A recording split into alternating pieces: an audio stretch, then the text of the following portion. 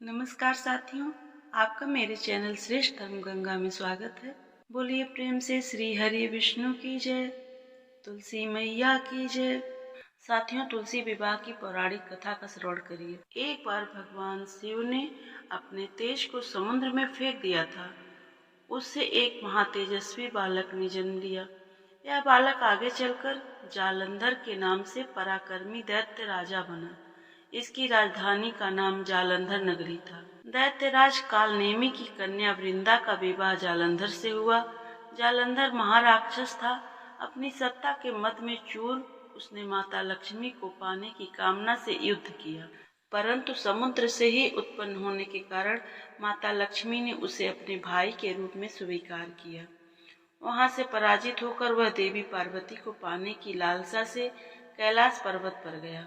भगवान शिव का ही रूप धरकर वह माता पार्वती के समीप गया, परंतु मां पार्वती ने अपने योग बल से उसे तुरंत पहचान लिया तथा वहां से अंतर्ध्यान हो गईं।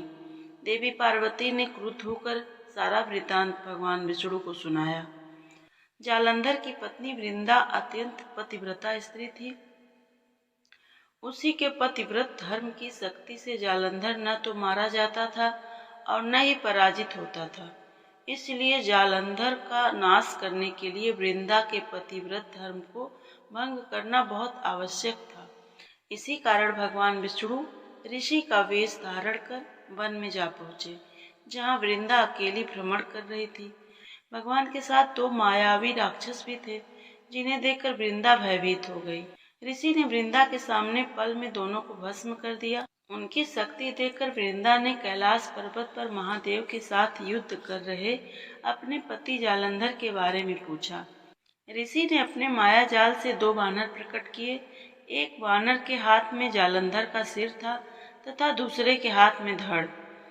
अपने पति की यह दशा देखकर वृंदा मूर्छित होकर गिर पड़ी। होश में आने पर उन्होंने ऋषि रूपी भगवान से विनती की, हे प्रभु, आप मेरे पति को जीवित कर दें। भगवान ने अपनी माया से पुनः जालंधर का सिर धड़ से जोड़ दिया, परंतु स्वयं भी वह उसी शरीर में प्रवेश कर गए। वृंदा को इस छल का तनिक भी आभास न हुआ। जालंधर बने भगवान के साथ वृंदा पतिव्रता का व्यवहार करने लगी, जिससे उसका सतीत्व भंग हो गया। ऐसा होते ही वृंदा का पति जालंधर युद्ध में हार गया। इस सारी लीला का जब वृंदा को पता चला तो उसने क्रुद्ध होकर भगवान विष्णु को हृदयहीन शिला होने का शाप दे दिया। अपने भक्त के शाप को भगवान विष्णु ने स्वीकार किया और शालिग्राम पत्थर बन गए। सृष्टि के पालनकर्ता के पत्थर बन जाने से ब्रह्मांड में असंतुलन की स्थिति हो गई। यह देखकर सभी देवी देवताओं ने वृंदा से प्रार्थना की कि वह भगवान विष्णु को शाप मुक्त कर दे। वृंदा ने भगवान विष्णु को शाप मुक्त कर स्वयं आत्मदाह कर लिया। जब वृंदा भस्म हुई तो वहां तुलसी का पौधा उगा। भगवान विष्णु ने वृंदा से कहा, हे वृंदा, तुम अपने सतीत्व के कारण मुझे बहुत अधिक प्रिय हो गई हो। अब तुम तुलसी के रूप में सदा मेरे साथ रहोगी। तब से हर साल कार्तिक महीने के देव उठौनी एकादशी को तुलसी विवाह के रूप में मनाया जाता है।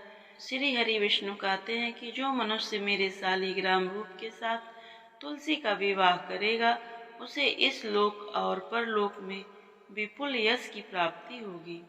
उसी दैत्य जालंधर की यह भूमि जालंधर नाम से विख्यात है। सती वृंदा का मंदिर मोहल्ला कोट किशनचंद में स्थित है। कहते हैं कि इस स्थान पर एक प्राचीन गुफा भी थी जो सीधी हरिद्वार तक जाती थी। सच्चे मन से 40 दिन तक सती वृंदा देवी के मंदिर में पूजा करने से सभी मनोरथ पूर्ण होते हैं। जिस घर में तुलसी होती है वहाँ यम के दूत भी असमय नहीं जा सकते।